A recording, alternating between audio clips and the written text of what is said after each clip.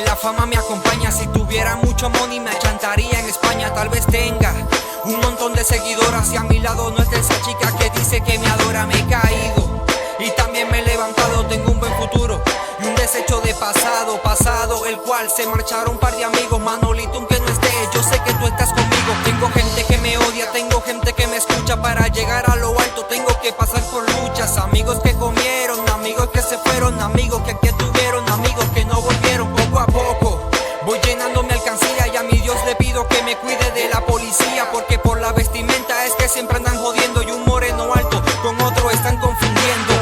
No quiero vivir en silencio, mi realidad, este camino que llevo es mi única verdad. Y más de mi realidad que me motiva e inspira, me da vida y activa mi realidad.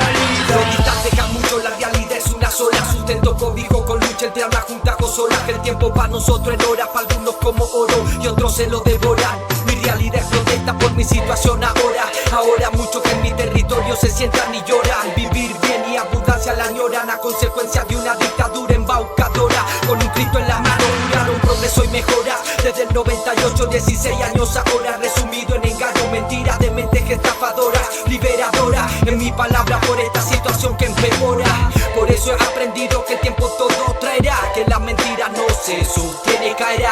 En nosotros que está, aprende a no callar. Soy una voz del pueblo en lucha, Venezuela.